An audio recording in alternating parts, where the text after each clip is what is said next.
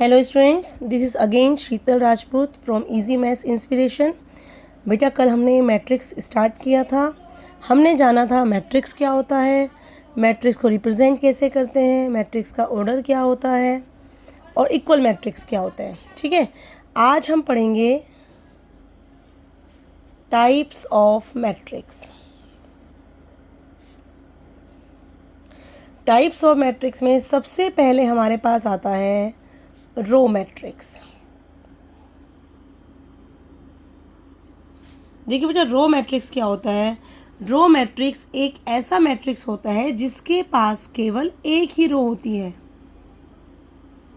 Having one row. जिस matrix के पास केवल एक ही रो होगी that is called row matrix. अगर मैं एग्जाम्पल लिखूं 7 3 9 1, मैट्रिक्स के अंदर केवल एक ही रो है और 4 कॉलम्स हैं और इस मैट्रिक्स का जो ऑर्डर है कितना है, 1/4 है। रो क्योंकि हमेशा 1 होती है तो हम कह सकते हैं रो मैट्रिक्स वो है जिसके अंदर 1 रो है या जिसका ऑर्डर 1/n है।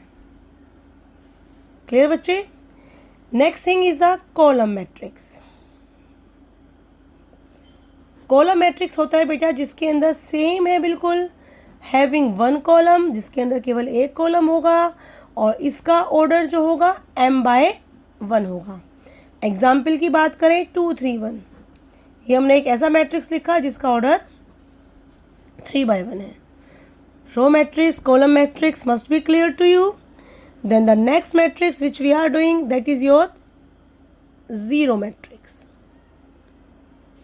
Now what is zero matrix? Zero matrix is a matrix which has all elements only 0. The matrix which have 0 as element only, that is called zero matrix, जिसके सारे एलिमेंट ही 0 हैं। एंड यहाँ पर इसका order कितना है, 2/3।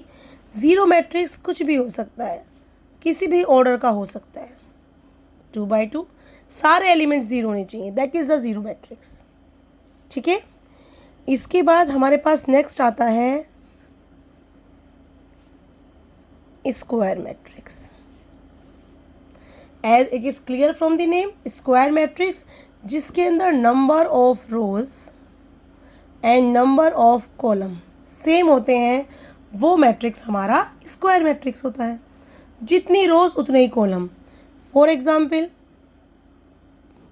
2 rows 2 column, square matrix of order 2/2, या we can simply say square matrix of order 2। Square है तो फिर 2/2 ही होगा। ठीक है, and if I see this, it's a square matrix of order 3, and if I write this, it is also a square matrix of order 1. So square matrix means number of rows is equal to number of column. Now after this, square matrix have different category. In the square matrix we are having diagonal matrix, next is scalar matrix, and next is identity matrix. Now 3 types of matrix again we are studying, and that comes under the category of square matrix. Diagonal matrix, scalar matrix and identity matrix all are the square matrix. And diagonal matrix is the square matrix in which the non-diagonal elements, I am again repeating, non-diagonal elements is equal to 0. That means square matrix होगा और square matrix में diagonal हमें ये वाला ही लेना है, ये वाला डायगनल, जिसे डायगनल है स्क्वायर मैट्रिक्स का, ये वाला नहीं लेते हैं। क्यों नहीं लेते हैं? एज आई टोल्ड यू, ये तो एक टूल है, मैट्रिक्स इज़ अ टूल जिसको हम कैलकुलेशन के लिए यूज़ करते हैं। तो जितनी भी कैलकुलेशन हुई है उसमें यही वाला हमने डायगनल लिया है। अगर आप ये लेंगे सारी कैलकुलेशन रिवर्स हो जाएंगी।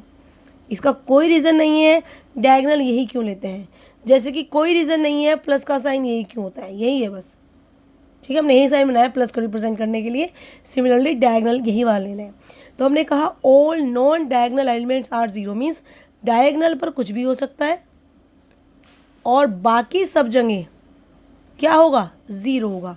तो जो नॉन डायगनल एलिमेंट्स हैं वो 0 होंगे। Diagonal can be anything, I think this must be clear to you. ध्यान रखना, फिर से I am saying non diagonal elements, हम जीरो की बात कर रहे हैं। अगर मैं एक मैट्रिक्स और बनाऊं तो ये हमारा कैसा मैट्रिक्स है, ये जीरो मैट्रिक्स भी है और साथ ही साथ ये डायगोनल मैट्रिक्स भी है। क्यों है ये डायगोनल मैट्रिक्स, ये हमारा डायगोनल हुआ, हमने कहा है नॉन डायगोनल एलिमेंट जीरो होने चाहिए, जीरो भी हो सकते हैं और नहीं भी हो सकते हैं।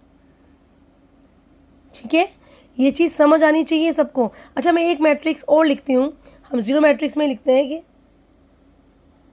ये 3/3 का हमने जीरो में, क्या ये डायगोनल मैट्रिक्स है? यस, ये भी डायगोनल मैट्रिक्स है क्योंकि स्क्वायर मैट्रिक्स है, डायगोनल इसका ये रहा।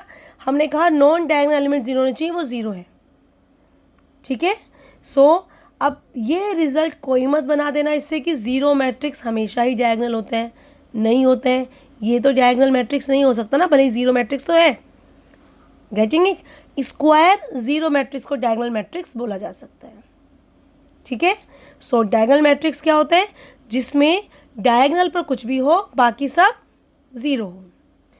अब स्केलर मैट्रिक्स डायगोनल मैट्रिक्स के आगे आ गया, इसमें भी सेम है, डायगोनल को छोड़ के बाकी सब ज़ीरो, और डायगोनल पर जो एलिमेंट है, यहाँ जो एलिमेंट है ये सेम होना चाहिए। सपोज आई एम सेइंग के 4 4 4 1 1 1 2 2 2 0 0 0 it can be, that means ये वाला मैट्रिक्स मेरा जीरो मैट्रिक्स भी है, डायगोनल मैट्रिक्स भी है, स्केलर मैट्रिक्स भी है। तो what is the difference between diagonal matrix and scalar matrix? Diagonal matrix में डायगोनल पर एलिमेंट है, ज़रूरी नहीं है वो सेम हो। स्केलर मैट्रिक्स में भी डायगोनल पर जो एलिमेंट है वो सेम होने चाहिए और बाकी सारे ज़ीरो होने चाहिए। फिर से बता रहे हैं, डायगोनल मैट्रिक्स और मैथमेटिकल लैंग्वेज में diagonal matrix are those in which aij is equal to 0 for all I not equal to j। It means ये a11 a22 a33 है ना, हमने कहा जहाँ पर i और j आपस में इक्वल नहीं है, मतलब ये वाले 1 2 1 3 2 1 2 3 3 1 3 2, इसमें i j इक्वल नहीं है, वहाँ पर जीरो आएगा। That is the definition of diagonal matrix.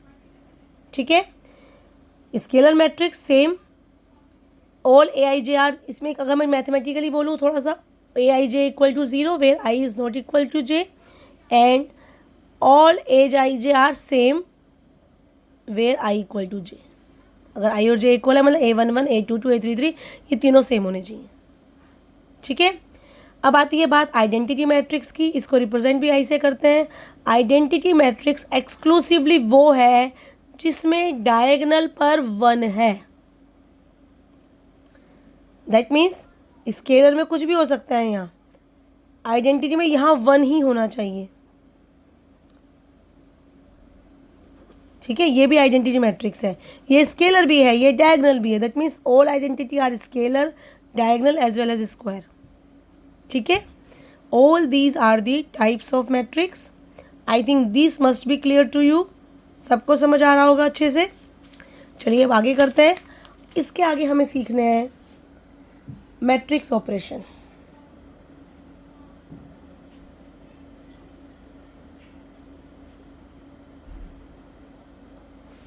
देखिए, मैट्रिक्स ऑपरेशन में क्या सीखना है हमें, दो मैट्रिक्स कैसे ऐड होते हैं, दो मैट्रिक्स कैसे सब्ट्रैक्ट होते हैं, दो मैट्रिक्स कैसे मल्टीप्लाई होते हैं, या किसी भी मैट्रिक्स में स्केलर से मल्टीप्लाई कैसे होती है। ठीक है, मैट्रिक्स में डिवीज़न नहीं होता, ये हम ध्यान रखेंगे।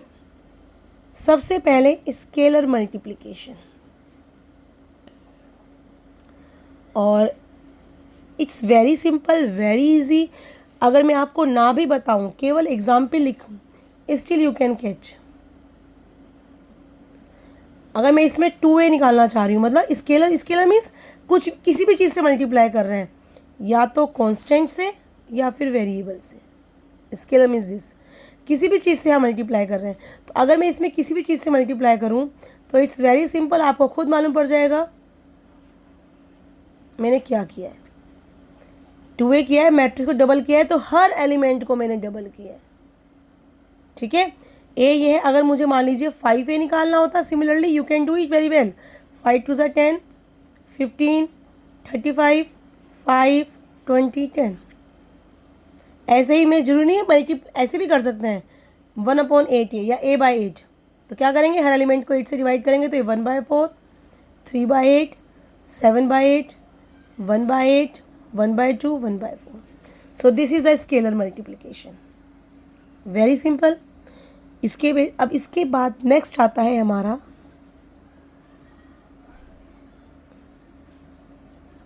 एडिशन और सब्ट्रैक्शन. दो मैट्रिक्स कैसे ऐड और कैसे सब्ट्रैक्ट होते हैं. बेसिकली कहा जाता है, कुछ बुक्स में है मैट्रिक्स में ना सब्ट्रैक्शन नहीं होता, कुछ बुक्स में, बहुत बुक्स में लिखा हुआ है, और मैं कहती हूँ होता है. अगर हमें a माइनस बी करना है, आप कह रहे हैं एडिशन नहीं होता. क्यों नहीं होता, इसको सब्ट्रैक्शन नहीं होता. मैंने किसी बच्चे से बोला क्या ये पॉसिबल नहीं है, बच्चा कहता है, मैं कहा जब ये पॉसिबल है तो ये पॉसिबल क्यों नहीं है. स्टूडेंट्स कहते हैं मैं मैट्रिक्स में ना प्लस ही होता है, तो अगर हमें b है माइनस बी निकालना है तो -1 से मल्टीप्लाई करी. अरे -1 से मल्टीप्लाई करने के बाद ऐड कर दो, बात तो ये माइनस बी. तो मैट्रिक्स में प्लस माइनस दोनों होते हैं, ध्यान रखेंगे. ठीक है, तो कैसे ऐड होता है मैट्रिक्स. एक तो मैट्रिक्स को ऐड और सब्ट्रैक्ट करने के लिए ऑर्डर सेम होना चाहिए. दो मैट्रिक्स तभी ऐड हो सकते हैं, सब्ट्रैक्ट हो सकते हैं जब उनका ऑर्डर सेम हो. ठीक, और ऐड करना बहुत ही आसान है, बहुत ही आसान, और मेरे को सिखाने की ज़रूरत भी नहीं है. बड़ा इजी टॉपिक है, आधा टॉपिक बच्चे अपने आप ही कर लेते हैं. ये 12 आ गया, ये 9 आ गया, ये 1 आ गया, ये 3, ये 2, ये 2. क्या किया देखिए, ध्यान से देखिए हमने क्या किया होगा इसमें. चलो नहीं समझ आ रहा है, अभी समझ आएगा. अगर मैं इनको माइनस करती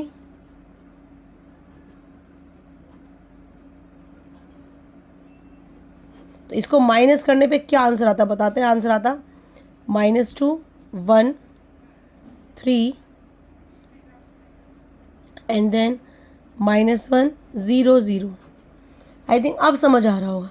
मैट्रिक्स को ऐड करते हैं, सब्ट्रैक्ट करते हैं कोरस्पॉन्डिंग एलिमेंट्स को. A11 में A11 ही ऐड होगा. 5 + 7 12, 4 + 5 9, 2 - 1 1.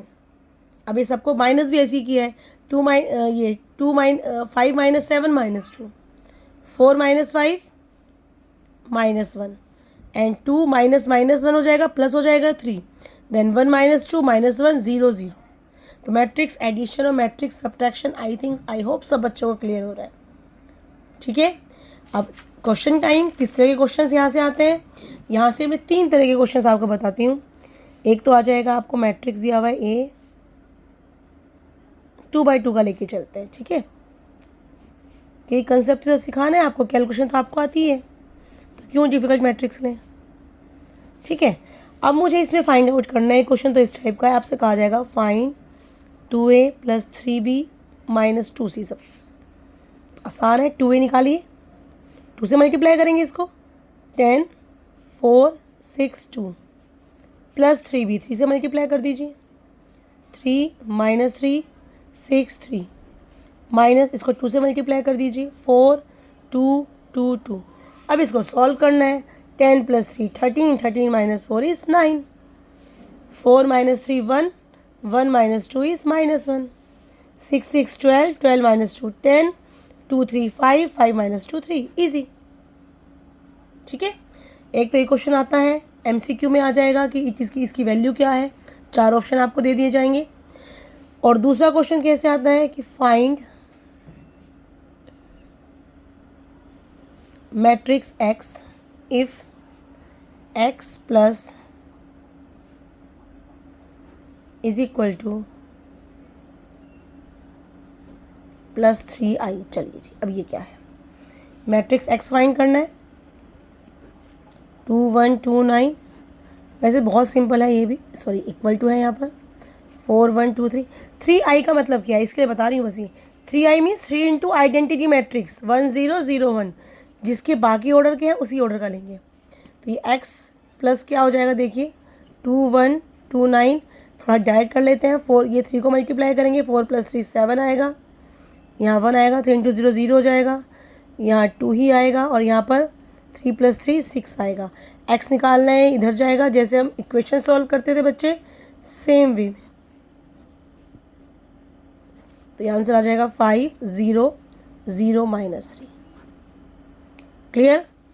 ठीक है, 2 टाइप के क्वेश्चन हमने आपको बताया. ये MCQ में आ सकता है, हो सकता है MCQ में या 1 मार्क 2 मार्क में आ जाए.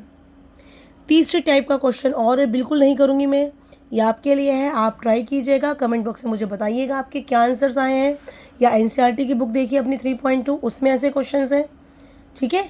तो एक क्वेश्चन यहाँ लिख रही हूँ और जो बताऊँगी भी नहीं कैसे होगा, आप खुद सोचेंगे। और एक्सरसाइज 3.2 में जहाँ पर स्केलर मल्टीप्लिकेशन है, जहाँ पर मैट्रिक्स की एडिशन है, जहाँ पर मैट्रिक्स की सब्ट्रैक्शन है, मल्टीप्लिकेशन वाले मत करना, मैट्रिक्स की मल्टीप्लिकेशन नेक्स्ट क्लास में सीखेंगे, तो वो वाले क्वेश्चंस आप ट्राई करेंगे, ठीक है।